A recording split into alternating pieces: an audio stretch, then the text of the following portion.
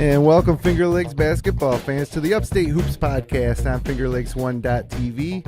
It's Thursday, January 2nd, 2014, and this is episode number 6 of this season. And we're coming at you live from the FingerLakes1.com studios in downtown Seneca Falls, New York. I'm Jim Sinacropi. Co-host Matt Verke didn't make it. I hope he's on the snowbank somewhere.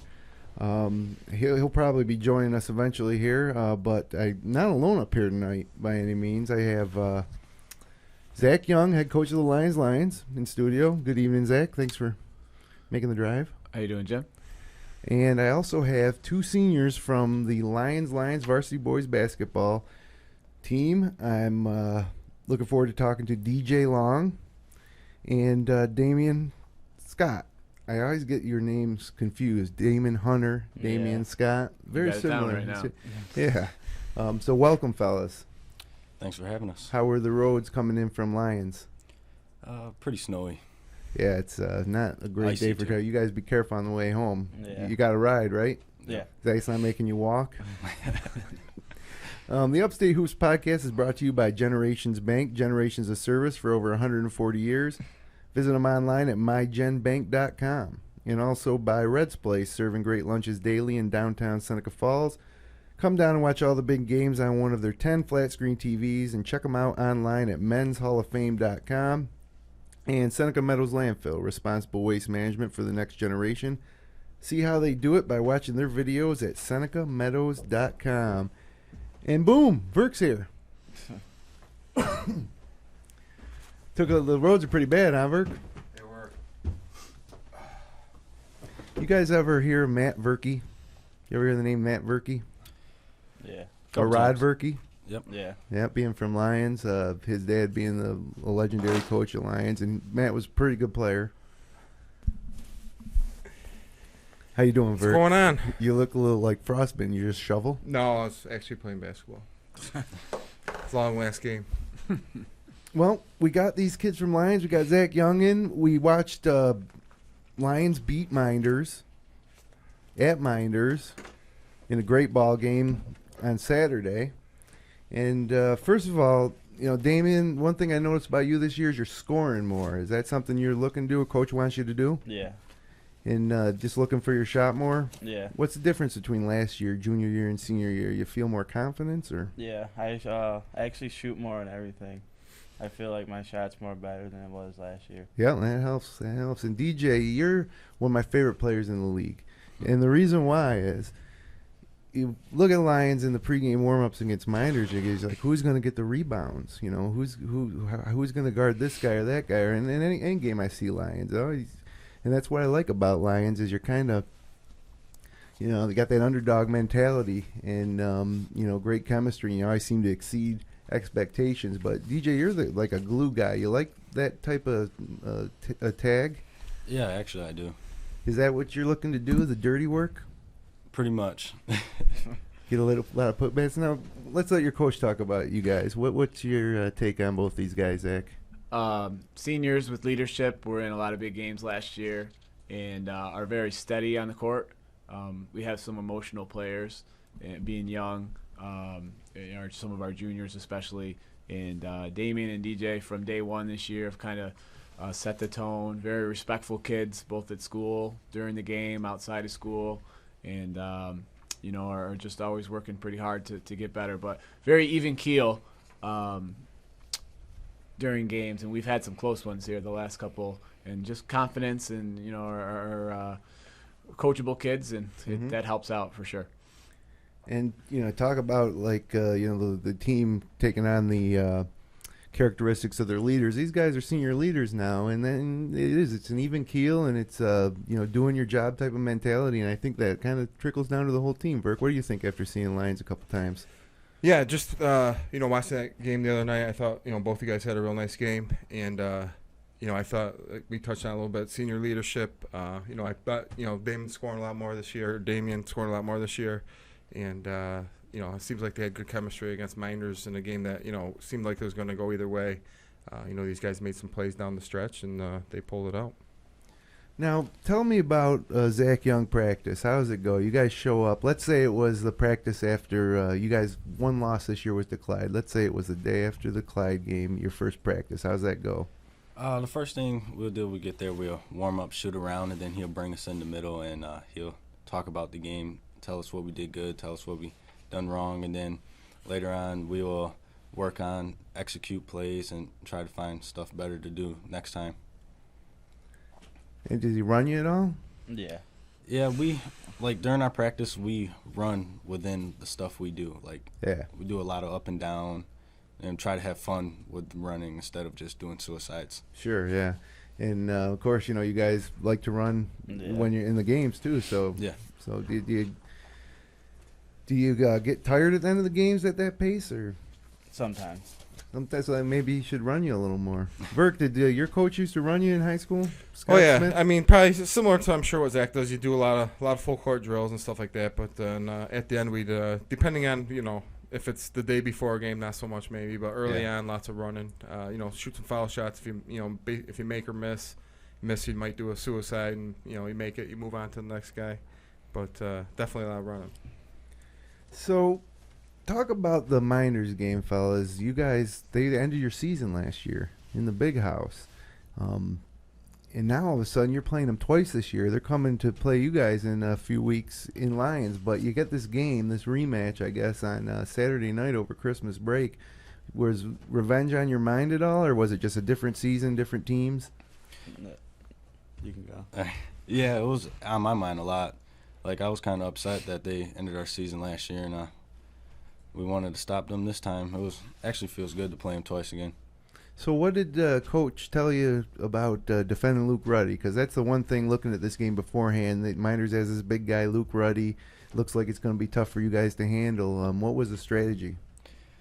He told us that Luke Ruddy has a lot of good moves down low, and his footwork is really well. So we had to front him, and hopefully we can get the steal with the lob. Yep. And Damien, you weren't afraid to shoot at Mynderse. Going into that Mynderse game, what were you trying to do on both offense and defense? What was the strategy? To be a leader and do the best I can for us to come out and win. Now, who were you guarding on Mynderse? I want to say Jason Anderson. Oh, so was he on Jason? Yeah, we started out, man. We went predominantly zone there in the second half. We kind of do. We usually mix, and we play more zone. But when we were in man, yeah, he guarded Jason.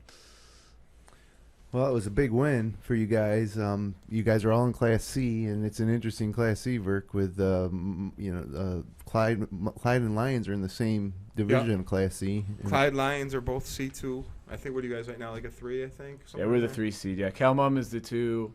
The top 4 are probably Clyde is the 1, Calmum 2, we're 3, and then Cuba Rushford, who usually don't get to see play a lot, but they beat us 2 years ago. They have a pretty good team this year. They just beat Wellsville, who's usually pretty strong. So they're the 4. That looks like the top 4. Maybe Alexander, top 5. Yeah, and I think Mynderse will have a shot in C1. I know they're struggling now, but they've played a real tough schedule, I think, and hopefully Coach Ciati can get those guys together. And then C3's got some teams too. Dundee, I think, is leading that division right now. So some more local teams. Hopefully, will take on the sectional title this year. And maybe a rematch or a type of deja vu from last year when we had all these local teams playing each other in the sectional qualifier. So, you guys had 2 games this year that were 1 point. Or was the Clyde game a 1 point game? Yep. And the Red Creek game was a 1 point. You won 1, you lost 1. Tell me about the Red Creek game first. How did it go down the end of that game? Coach just told us, when we had time, we came out, we got to do a lot of execution, get the ball to the middle, and let our big score too. Yep. And so who made the winning shot there? That was a 1 point game. What happened at the end of that game? We drew up a play for me to come to the corner and shoot, but I didn't have the shot, so I kicked it out. And then our former player, Damon Hunter, kicked it to Josh Zane, and he hit the big 3 for us. Nice. Just like Coach drew it up, right? Yeah. Now, Red Creek was shooting the lights out that night, especially Jake Slobe, which, by the way, Jake, if you're watching, your T-shirts for winning Player of the Week is on its way. I haven't put it in the mail yet. But tell me about Jake Slobe's game. I mean, he scored 29 that game, I think? He's a good player. He's strong. He has a good shot.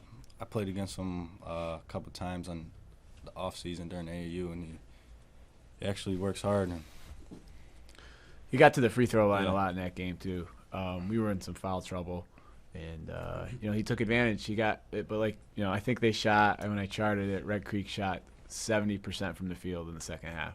So it was one of those games where, we were up 11 at half, and the first 4 minutes didn't really take care of business, and the team got hot at home, and it was actually a pretty big crowd for a Red Creek game. It was kind of nice to see. See, they're 2-4, but they gave Clyde a real good game too, right? Yeah, they were beating Clyde by 1 at halftime. They had a rough start versus ER, but then they only ended up losing by 8. So they played a pretty rough schedule early on, and they're pretty young. I could see them coming on the second half here and stringing some wins together before we play everybody one more time. But yeah, they're a decent team, improving, and their coach Jamie Grimshaw does a nice job with them as well.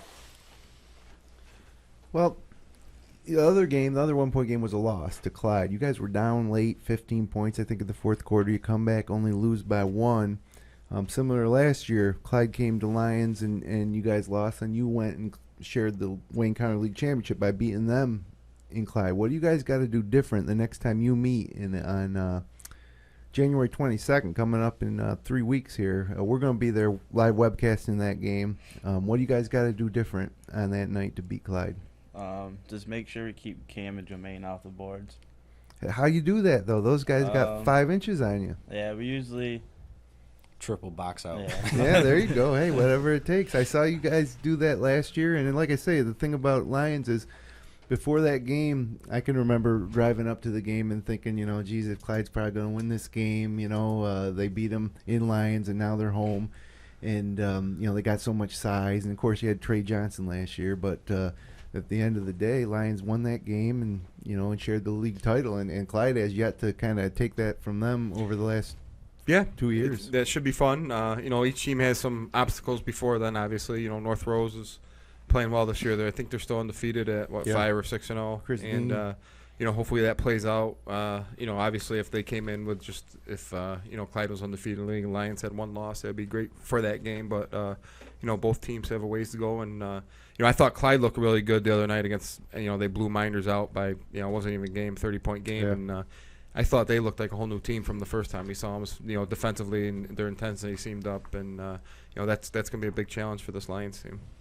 So you guys are facing North Rose Wolcott yourself, but you have Sodus and Gananda first, then North Rose, then ER, then Clyde, Williamson, and Mynderse again. Now, what about Wayne County League? It's better this year than it has been in recent history, wouldn't you say? I mean, I usually it was like 2 or 3 teams at the top, but there's 5 or 6 teams this year that could be anybody on any given night.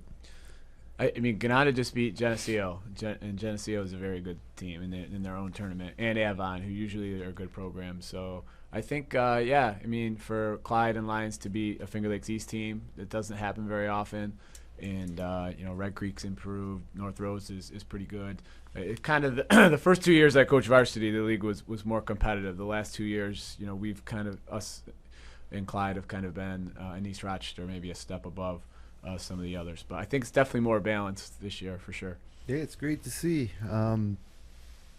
So who's some of these guys in Wayne County that you guys face that you say, now let's take Cam and Joe Main at Clyde out of the picture.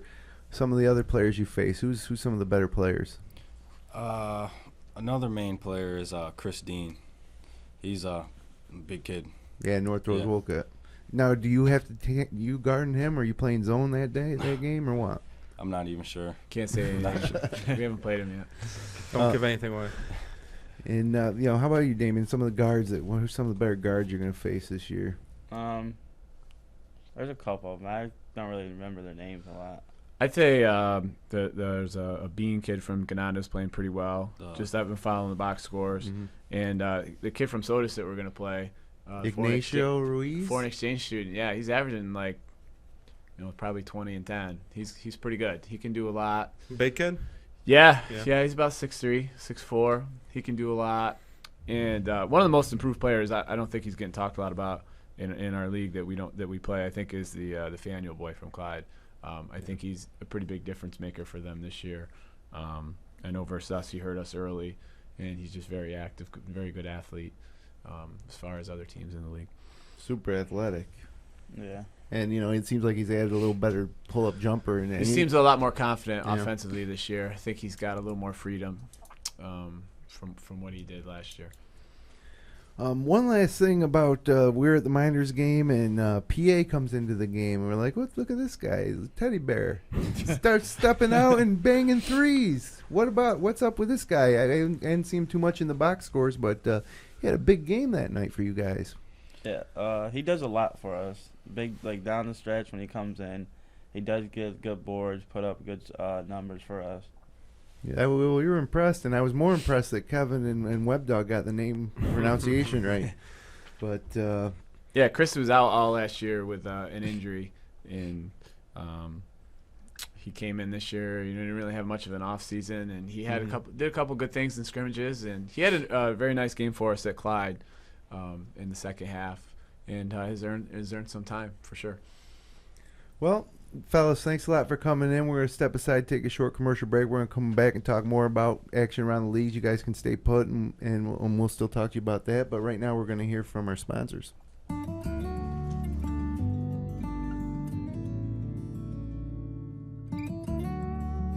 We hold on to the things that really matter. Welcome to Generations Bank. Hi, I'm Jody Torrio. If you're like me, you've got stuff lying around the house that you want to recycle, but you're just not sure how, like broken toasters, vacuum cleaners, or microwaves. At Seneca Meadows, we have a drop-off for those. Bring in anything with a cord, and we'll make sure it's recycled properly through our partnership with 2TRG. It's that easy.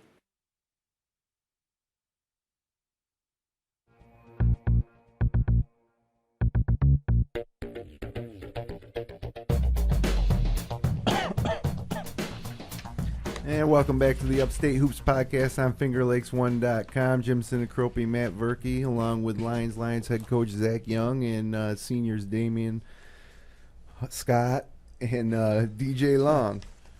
But Verk, tons of action, holiday tournaments. It's always fun this time of year. You get some different matchups. You get teams going, playing some different spots. Run through some of the results. Starting with some Finger Lakes West teams. Marcus Whitman in a crossover beat Mid Lakes 54-53. Mason Jones had 25. Luke Shively hit the game-winning three with 5 seconds left. He finished with 18.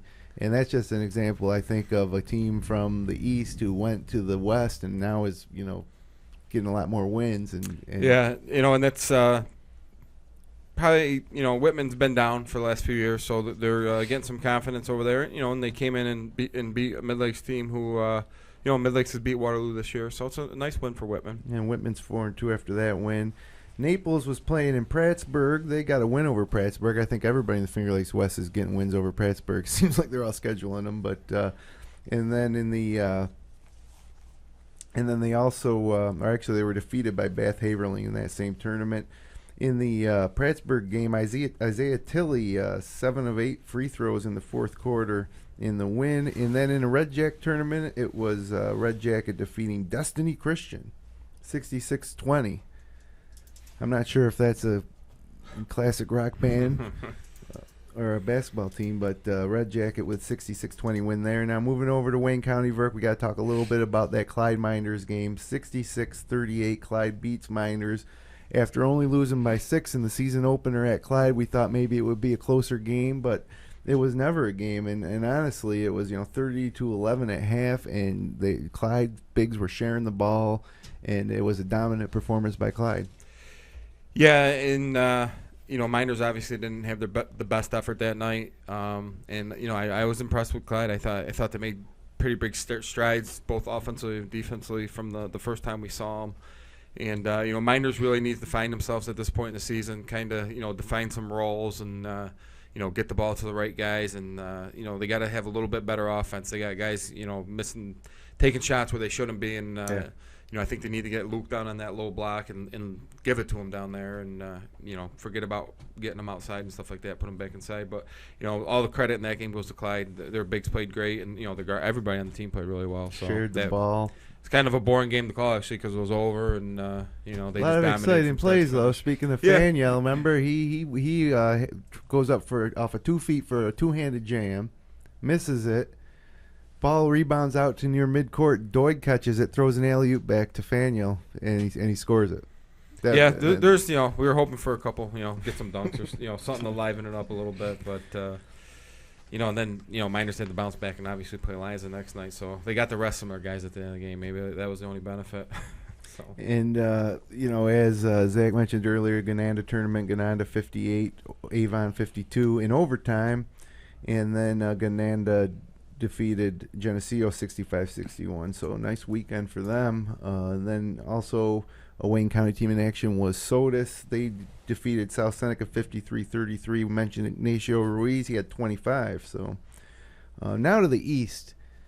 Geneva goes and plays in the Aquinas tournament every year. And, we're in this, and it's always a nice test. But this year they wanted to play him in the first round, and, Aquinas got themselves a 67-48 win. DeDuro led Geneva with 18 in that game. But, it's always a nice measuring stick. They're not in the same division of Class A this year, So. Yeah, Aquinas went back up to AA1, so, probably where they belong. And if they were there last year, Geneva probably would have had a sectional championship or, a pretty good shot at one. Geneva lost 2 games last year, and they're both to Aquinas. Obviously, Geneva's got a nice team, but, if they're going to make a run and, they're in a tough class. Class A is going to be tough. Batavia, some other schools, they're going to have to play well. Around here they get by with some athleticism. They're really well coached. But, go and play in that game is going to be get them ready for sectionals because we're going to see a lot of athletic teams once they get up in that Class A. That's why Coach Brian Miller does it. You got to step out and experience some of that if you want to make a run into states. They did come back and defeat Leadership Academy 63-52 in an overtime game. Sims had 16, Terrell Johnson 13, Akia Jackson 12 in that one. And then at the Penn Yan tournament, the host had a crazy weekend. They lost to Wayland Cohocton in overtime. And then, and actually a guy for Waco, Darren Becker, had to make a 3 at the end of the fourth just to send it into overtime. Penn Yan ends up losing. They come back the next night, and they play a team out of Berlin, Connecticut, and they win 102-100 in 3 overtimes. That's a lot. They played 3 games in one weekend. Yeah, it's a lot of basketball, no doubt. Nice to come away with that win, though, at the end of 3 over. It would have been tough to lose a double overtime than a triple overtime. Yeah, no doubt about that. And Jacob Cobert, 24 points, including 5 3-pointers. Sean Emerson, 21. Austin Fingar, 15. Bradley Voigt, 19. And it was Kyle Gibson who hit the game-winning field goal with 4 seconds left in the third overtime. So, when you play 7 periods, you get some pretty hefty stat lines. What's the longest game? You guys ever playing a double overtime game? Not that I believe so. Nope. But you played in overtime games. Yeah. Exciting. That's what we look for is close games. And then we got the Wayne tournament. Wayne beat Williamson 77-35. Mike Hollenbeck had 23 in that one. And then Wayne went on to beat College Prep, Northwest College Prep, 5-3 team. It's a pretty good win. Austin Lamora, Trey's younger brother, had 14. Lane Howard had 16. And what about Wayne, Verk? I mean, they're better than we thought they were going to be. Yeah, they lost 4 starters from last year, but, they got Hollenbeck in the middle. That's a nice place to start. And Lamar seems like he's been, playing better as of late, putting up some points and, had 9 assists in the 1 game. So, they're a big school, and they're going to come at you with a lot of athletes. Well, we did talk about Midlakes earlier, but they did pick up their second win of the season. They played Williamson 63-43. They got the win out in that Wayne tournament. Mason Jones 24 for Midlakes in the win. And then down in the Elmira tournament, Newark heads down there, beats a team from Athens, Pennsylvania 48-32. Micah Wright 12.7 rebounds in that one. And then they come back in the next round. And actually, that's the only game I got there. Didn't they play 2? Yeah, they won 2 games, I believe, Newark. Yeah, they won both. They won the tournament. And then we got, and that's a tournament where there's like 4 divisions. There's like 16 teams. Yeah, it's a pretty big tournament, I believe. Mynderse usually plays in there. But instead they stayed home to play these games against Clyde and Lyons, which I like that a lot better, Burke. Getting to see that. And then Waterloo was in action against Manlius Pebble Hill, Section 3, coached by a Waterloo alum, Jeff Ike, right? Is that right? Yep. And they beat Waterloo in Waterloo 40-31. And that's pretty much all the action for the past week. So let's move ahead and pick our players of the week, Verk. I'll go first because I always get the first pick. And I'm taking Mason Jones from Midlakes. 24 points, 20 in the win. And against Williamson, 25 points in the close loss to Whitman. And, he's been putting up big numbers for the past 2 years. And he's my player of the week, which means he wins a Finger Lakes 1 T-shirt. Nice. I always like to go with a guy that's in the studio, but they only had 1 game this week, so it's kind of tough to. We're gonna give those guys T-shirts anyway, so we'll take care of you. I picked Jacob Covert from Penn Yan. Nice, good pick. 24 points in their win and 17 in their loss, and he played a lot of basketball over the weekend, so I think he's deserving. Well, if you are picked as the section or the Wayne Finger Lakes Player of the Week, you win yourself fingerlakes1.com T-shirt. But you do have to email us at upstatehoops@fingerlakes1.com with your address and shirt size, and we'll send that out. It might not be right away, as poor Jake Slopes probably goes to the mailbox every day looking for that T-shirt, and I just haven't sent it out yet. So hang tight. I promise you I'll get it out to you. And a few weeks ago, Damon Hunter, I haven't been getting to the post office very often. It's holidays. You've been busy. Dude. Yeah, so Damon Hunter won. I got this Finger Lakes 1 T-shirt I'm going to give to his coach to bring him. And just for coming in the studio, we got a couple for these guys. Thank you. Damien D.J. Thanks. And now I guess it's time to talk about our power rankings, Burke. You want to go first? Sure. At 5, I was picking. Things are tough, at that 5 spot. But I went with Dundee at the 5 spot. They're rolling along undefeated. We saw them play. I love them. They got some big kids, pretty athletic. So I got them at the 5. I went with Wayne at the 4, Newark 3, Clyde 2, and Geneva 1. Pretty soon, you said you had Wayne in there? I had Wayne 4. Dundee was 5. You didn't have Lyons in there? I didn't have Lyons in there. A couple of years, I think last year, I didn't have Lyons in there early. And Verk had him in there. And you guys proved me wrong. By the end of the year, you were in my power ranking. So I don't sleep on Lyons anymore. Like I say, I love this team. I think they're going to compete every single night. I got Lyons at 5 and Dundee at 4. Dundee reminds me of Lyons, except they're a little bigger across the board. They got big guards. They got great chemistry, and they play together, and just they're a lot pretty bigger. Disciplined bunch. Yeah, they're big. These guys are a lot quicker. Dundee's bigger. Yeah, that's true. That would be an interesting matchup. Maybe we see it down the road in Class C. So I got Dundee 4. Then I got Newark 3, Clyde 2, Geneva 1. And, there could be some shakeup in there. Geneva's going to be playing Newark. Mynderse is playing Newark Friday night. Tomorrow, right? Yeah, tomorrow night. And, that Clyde Newark or Lions game on the 22nd, Clyde has faced North Rose. Where are you guys tomorrow, Zach? We play Saturday. We play Sodas at home. So you should be okay with the weather then, I would think. I think Saturday night, yeah. Might be some cancellations tomorrow. Night. Yeah, I know it's supposed to get a little better as the day goes on, but they're not. I think they might play the games because there's not school. Right. If there was, I think a lot of schools would night. be canceled tomorrow. But right. If it's all right by tomorrow night, then hopefully they can get some games in. So if they cancel school, they got to cancel the game by almost 100% of the time. I've only heard of it once or twice where they canceled school and had the game. You probably run into a lot of snow, I would imagine, over in North Rose and Sodas. We had one year. We went down to Addison. Were you on sectionals that year, DJ? I can't remember. Did you get moved up? No, I think I was still. Yeah, but we played to play Addison, and we were supposed to play on a Friday, and it got snowed out. So we went to Addison on a Saturday, which is almost to Pennsylvania. And then we had Sunday, and then we played the semifinals on Monday, so it made it tough. But you got to do what you got to do. That's right. Well, talking about the week ahead, on Friday night we got HAC at Marcus Whitman, Newark at Mynderse.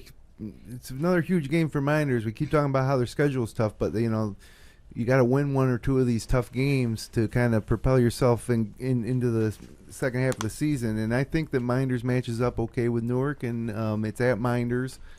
And so that should be an interesting game. Penn Yan at Geneva.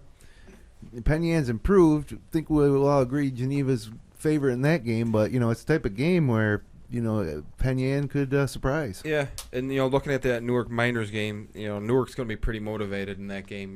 Remember, Mynderse hit Brandon Pasalaco last year, hit that shot to send it to overtime. And then they went to Newark and really beat them up pretty good on Newark senior night. So Mynderse beat them like 6 times in a row, I believe. So Newark's going to be fired up for that. Yeah, Mynderse had like 7 threes in the first quarter of that game. Yeah. Oh, yeah, it was unbelievable. But yeah, that Pasalaco last second shot sent it into overtime was one of the best moments we've had on one of our webcasts, to say the least.